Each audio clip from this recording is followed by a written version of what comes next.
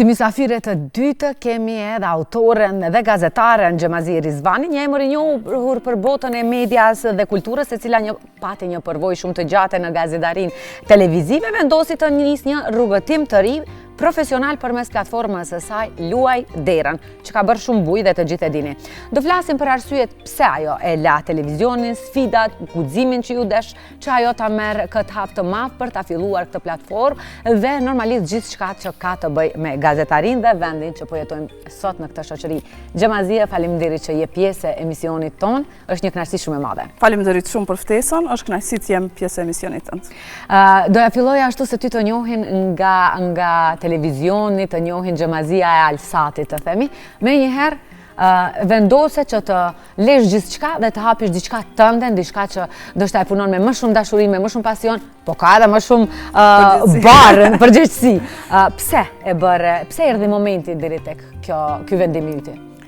Gjanan, unë mendoj se nuk e dija kanë të gjithë njerëzit, ose nuk e dija ke edhe ti, po ne femrat zakonisht nëse rrim në comfort zone për 5 vite, pas 5 vite unë si natyrë kam nevojë të ndryshoj diçka. Kështu që nëse shoh se nuk po ndryshon asgjë rreth meje, ndryshoj unë. Po, ndryshoj unë, marr një vendim të papritur unë. Ashtu erdhi edhe ideja e Luaj Derën, shumë papritmas. Ne kishim një shëtitje në Berat me profesori Jupin dhe mikën time të afërt Vjollcën, edhe unë me vete kisha një stik dhe një telefon. Edhe bëra ca incizime edhe kur erdha në shtëpi plasova në një platformë të cilën e kisha menduar shumë herët, por që ndodhi rastësisht kur të vija nga Berati, ti plasoja ato materialet që kishim përcjellur një aktivitet që kishte bënte me përurimin e shtatores së Nën Terezës. Dhe me që ne ishim nga Shkupi, ishim pak si delegacion atje. Edhe në momentin që i plasova, njerëzit e pritën shumë mirë edhe kështu unë vazhdova që t'jem pjesë aktive e kanalit Luaj Derën edhe thjesht realizova një ndër të kamoqshme, sepse nuk ishte e ati qasti ose pas asaj përvojë në Alsat. Po, nuk e kishe vendosur kur? Po, unë e kisha planifikuar përpara se të kyqem në Alsat, domethënë shumë herët, po, bile emailin e kam pas këtë patjetër e kam ta tregoj Gjanan. Emaili më ishte sinkronizuar me kanalin, më ishte bërë Luaj Derën. Edhe njerëzit më bullizonin çfarë është ky email Luaj Derën. Domethënë, ndroje të gjithë qeshnin, edhe unë gjithmonë ju thosha që ndoshta një ditë bëhet një ide e madhe kështu. Ndërsa ti e ke pasi rastësi, ideja që ndodhi e vërtetë atë ndodhi diçka shumë e madhe. Dhe jam e kënaqur tani. Domethënë njerëzit më njohin kur më shohin të gjithë më thonë a luan Derën? Fiks, këtë doja të them, çfarë simbolizon Luaj Derën për ty? Dera është për ne shqiptarët sidomos ka një rol shumë të veçantë, sepse ne masim edhe sinqeritetin me Derën, masim edhe pastërtinë, masim edhe fisnikrin, për shembull kur themi për dikë vjen nga një derë e madhe apo jo. Përveç kësaj, kjo simbolizon edhe atë faktin e dhimbshëm të themi, sepse këtu te ne të gjitha punësimet janë partijake, këtë e themi lirisht, kjo është një diçka që dihet, po rrallë kush e thot me zë, edhe unë shumë shpesh në jetë kam ngelur pa punë dhe kam thonë, tani qa do bëj, a do më kërkoj dikush, gjithmonë e kam pasur atë. Po, edhe kam thonë, okej, nëse s'kam asgjë për të bërë, do luaj Derën, atëherë do luaj Derën me një kanal, edhe do përcjell ngjarje për qejf, ngjarje kulturore, do bëj gjëra për qejf, biseda për qejf, thjesht vetëm për qejf, pa pasur atë idenë që të pasurohem prej atij kanali. Normalisht, nga askush nuk pasurohet nga dashuria e madhe ndaj punës. A mendon se kjo platformë do jetë një formë më e mirë e një gazetarisë më të pastërt, e të pacenzuruar? Po, është e vërtet kjo. Për shkak se ndonjëherë cenzurohesh në punë, cenzurohesh ka të ndjekësh, cenzurohesh këtë marrësh në bisedë, cenzurohesh për shumë sende, po këto janë gjëra të cilat nuk i din publiku. Opinioni, po. I din vetëm ne. Edhe pse unë kam pasur fat sa i përket redaktimit, për shkak se gjithmonë kam pasur një njeri si Nazim Rashidi, i cili gjithmonë më ka besuar në punë, edhe më them lirisht që më ka frymzuar edhe më ka nxitur që të vazhdoj, edhe mos mërzitem për 5 vite me radhë. Përndryshe, shumë herët kishte ndodhur shkëputja, edhe po e kishe një shkëputje të mirë, të shohim në rrjetet sociale, je në kontakte ende të vazhdueshme. Prapë jam në atë sferë. Prapë je me sferën e kulturës. Po. Gjemazi, a është e vështirë të kalosh nga një televizion në diçka që je vet autore, vet menaxhere, vet redaktore? Përgjegjësia është më e madhe, sepse sapo e përmendëm edhe të dashurin Nazimin, ku ai ndoshta barën e diçkaje e ka marrë ai si redaktor i punës tënde, ndërsa tani gjithçka duhet të filtrohet nga ti.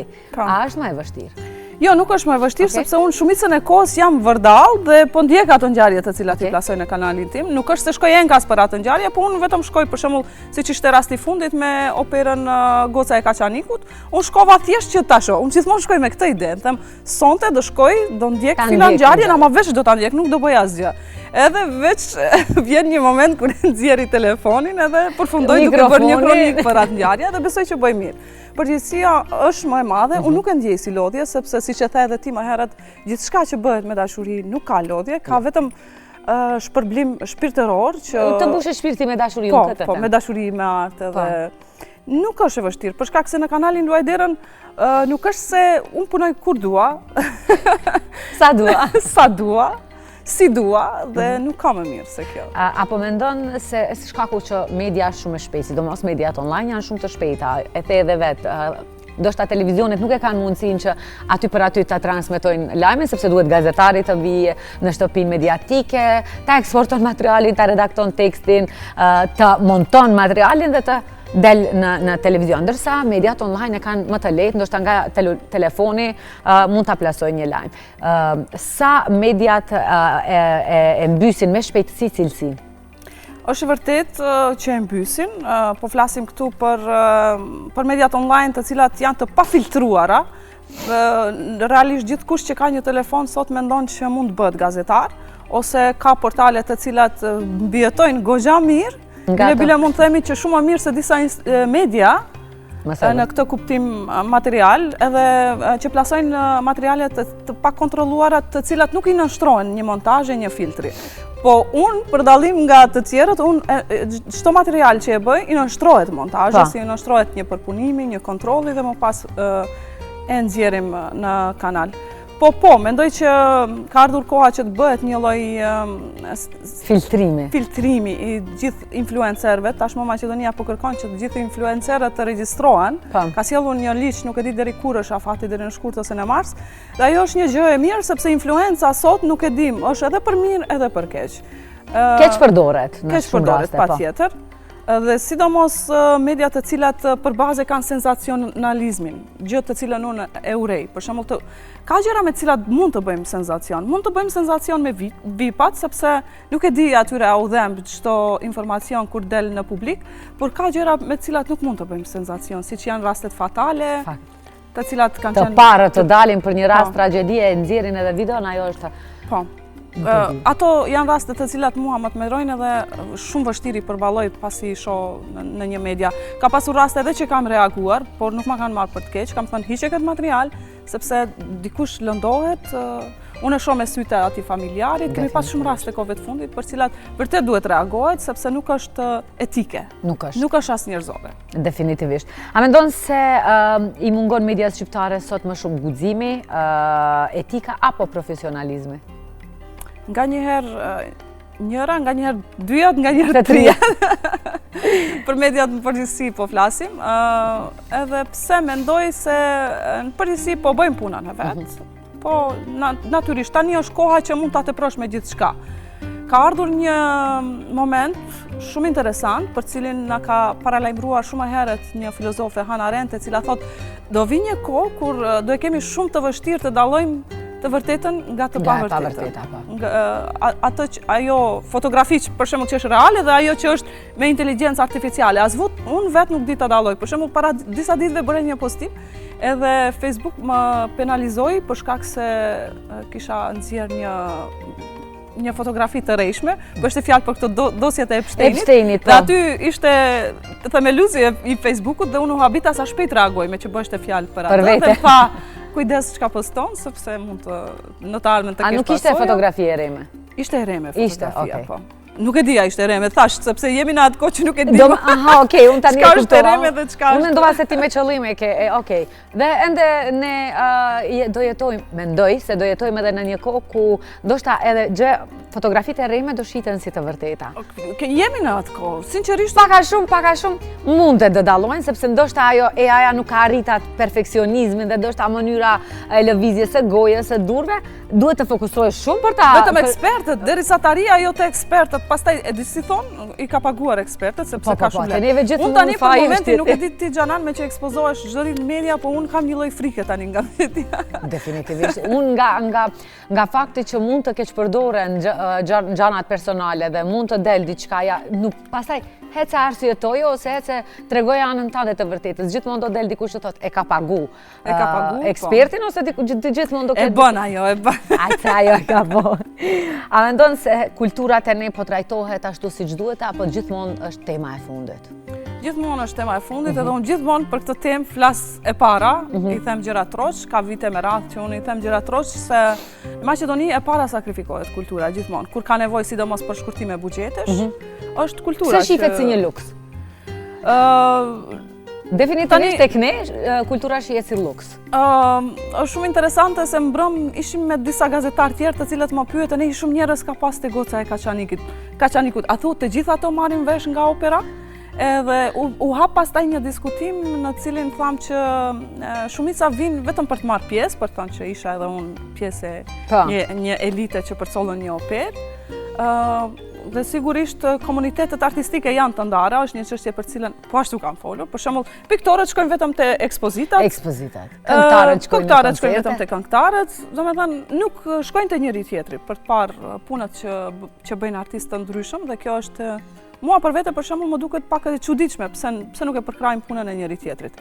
Për shembull ansamblet shkojnë vetëm te ansamblet, kjo dihet, është një rregull i pashkruar.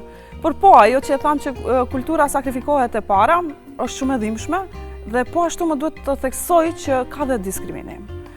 Sidomos sa i përket ndarjes së buxheteve për institucionet shqiptare dhe gjithashtu për individ, artist, freelancers shqiptar. Domethënë gjithmonë ka diskriminime, janë të dhimbshme këto diskriminime, kanë vazhduar që pas marrëveshjes së Ohrit kur ne kemi filluar pakës të arritim atë përqindjen, po asnjëherë nuk ka qenë e kënaqshme. Asnjëherë nuk fatkeqësisht. Para ca ditëve e kishim rastin për teatrin Othello ku Ministria e Kulturës nuk ishte ndarë, në fakt e kishte ndërprer një punë 9 vjeçare që e kishim bërë festivali Othello.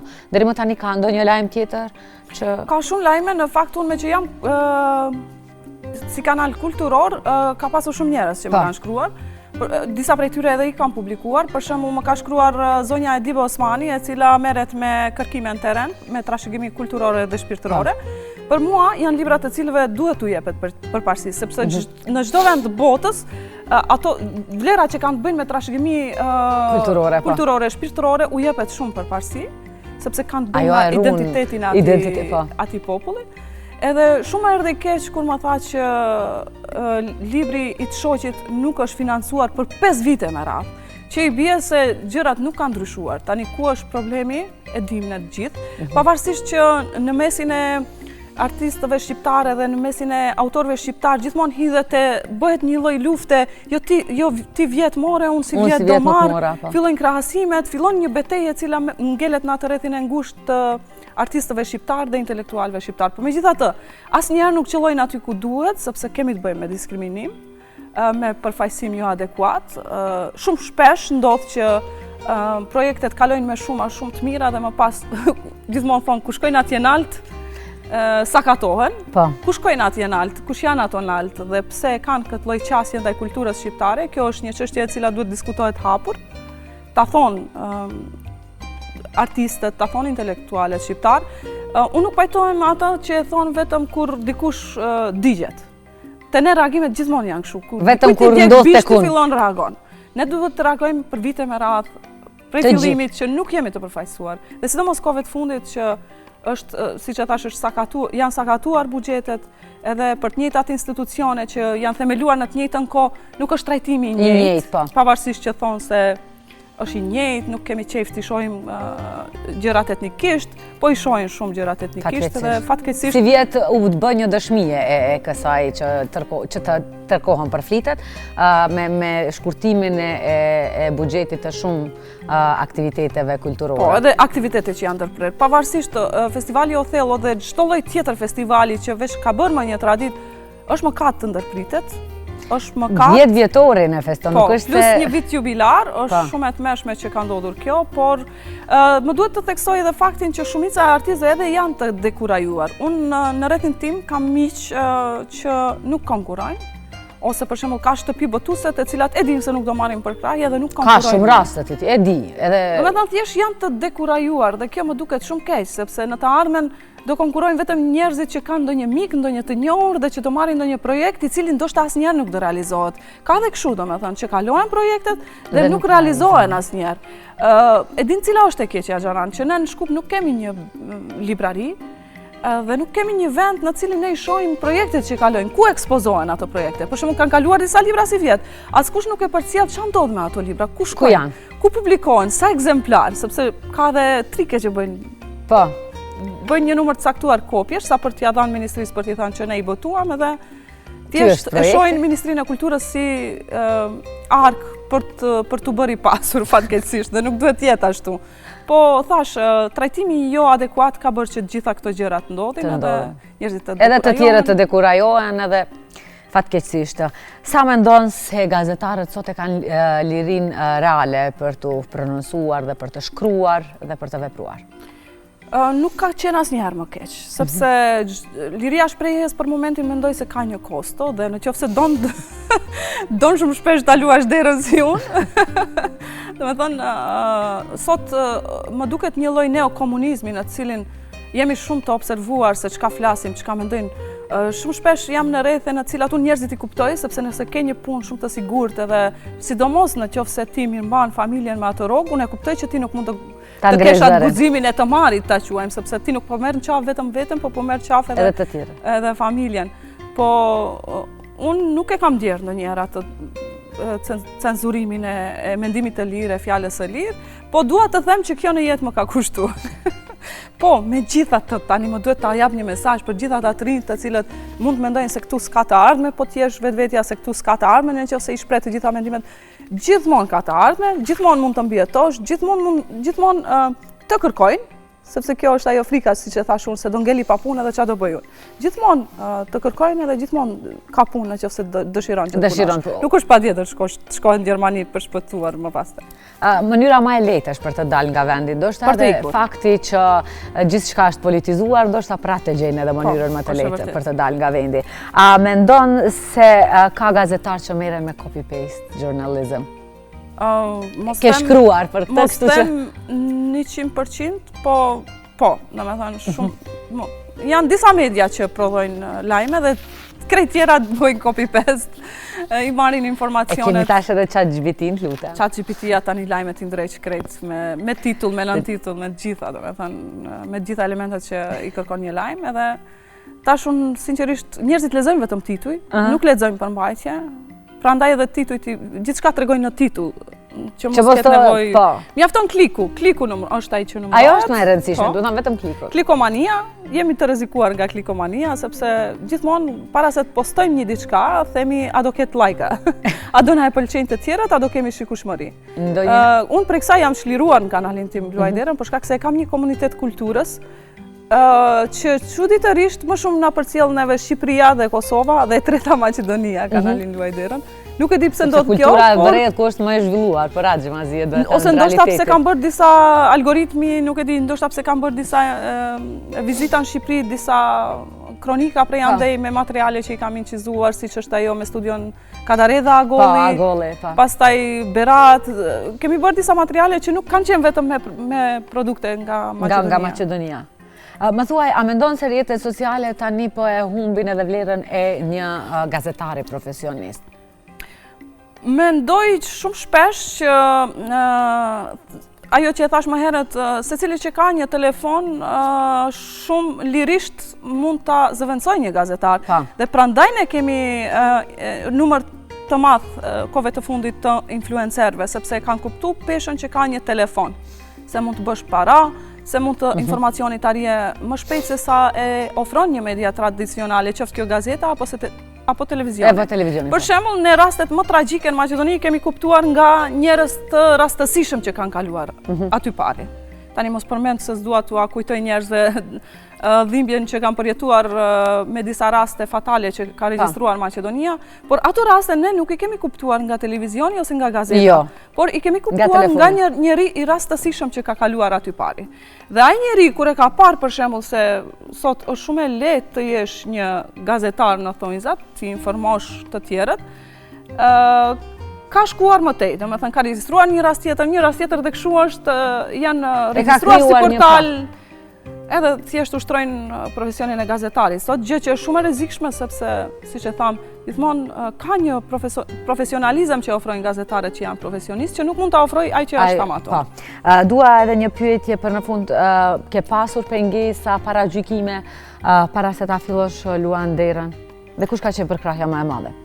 Nuk kam pas pengesas, ka ardhur shumë natyrshëm. Është shumë interesant, ka ardhur shumë natyrshëm, po siç e thash, ka qenë një periudhë shkëputjes dhe shumë ndryshimeve në jetë që më erdhën për një herësh, sepse unë më herët kam qenë në arsim në Universitetin e Tetovës dhe në një kolegj privat Wilson, i cili nuk funksionon sot.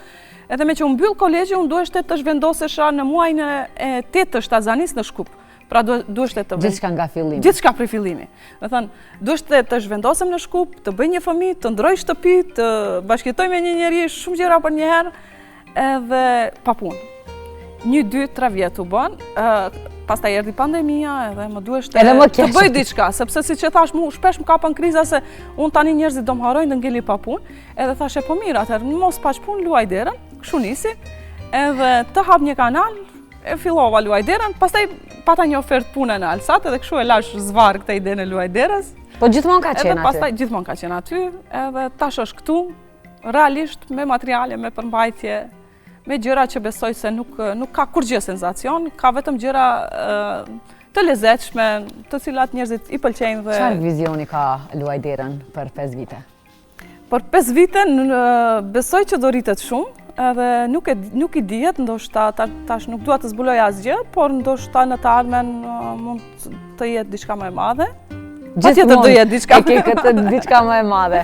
Do bëhet diçka më e madhe. E besoj shumë se do bëhet diçka shumë më e madhe. As nuk dyshoj, me dashurinë që ja jep punës dhe për kushtimin as nuk dyshoj. Edhe një diçka interesante që ndoshta njerëzve me Liridonin, mikun tim e flisni më herët, është sepse unë kam mësuar montazhin ta bëj vet, inqizoj vet, edhe kur shkoj nëpër këto dyqane që kanë, po, ajo shumë postoj vet në gjitha rrjetet sociale. Edhe duhet të lavdrohem tani për 3 muaj arrita në një shujtkushmëri 1.5 milion, me kulturë, pa senzacion, pa e prekur dikën në dinjitet që... Pa shiko se çfarë foto ka postuar. Pa shiko, po, e pa besueshme, shikoni për shembull ndonjë kështu. Pa këto lajme, domethënë, pastër kulturë edhe unë mbure me këtë gjë, edhe shpresoj që do vazhdoj në të ardhmen ta ziroj ekipin. As nuk dyshojmë. Edhe të bëjmë diçka shumë më të madhe. As nuk dyshojmë Xhamazie se kur punon me përkushtim dhe dashuri të pastër drejt një pune të caktuar, gjithmonë vjen suksesi. Ndoshta ajo aq shpejt si me ashensor, me në raste tjera, po duan kohë, gjërat e mira duan kohë, kështu që të uroj jashtëzakonisht shumë sukses në punën, në pasionin që ke, mos të shuajt kurrë, sepse duhen njerëz si ti. Faleminderit shumë, faleminderit. Më duhet të komplimentoj edhe unë ty, sepse të kam pasur gjithmonë shumë për zemër në ekran, njëherë nga mënyra se si dukesh, edhe gjithmonë kam dashur që të kem në emisionet e mia për të pyetur se si ti me kaq përkushtim, me energji shumë pozitive që reflekton, sepse mendoj që njeriu edhe me veshje flet, nuk është thjesht një robë që na mbulon, po është një mënyrë komunikimi, edhe gjithmonë ma ke dhënë ta përdori edhe unë një slang shumë, vibe-in e mirë. Faleminderit shumë, është besoj që këtë energji u përcjell edhe të gjithë teleshikuesve që përcjellin emisionet e tua. Faleminderit shumë. Besoj se i marr shumë me dashuri, sidomos nga një femër tjetër. Është era parë që drejt për drejt dikush më jep këtë mesazh. Besoj që të gjithë e mendojnë, po nuk e kanë thënë. Kur ulesh në këtë karike, njerëzit kanë shumë emocione dhe ndonjëherë hutohen. A thon fund për shembull gjithmonë, harrova të them se je shumë e mirë. Edhe këtë harrova ta them. Faleminderit Xhamazie edhe një. Faleminderit shumë juve. Miq të dashur, ishte kjo e tëra që arritëm të përgatisim për sot. Shpresoj se ngelet të kënaqur. Këtu mbaruam edhe me emisionin Ritmi i ditës për sot, po edhe javën po e përmbyllim. Ju urojmë një vikend të bukur për plot dashuri dhe energji pozitive dhe më e rëndësishmja, mirëqenie të shëndos. Paqet një vikend të bukur dhe ne takohemi ditën e hënë nga ora 8 deri në ora 10 drejt për së drejti nga servisi publik i Gjuhës Shqipe. Deri atëherë mirëmbëjtje dhe miru takofshim.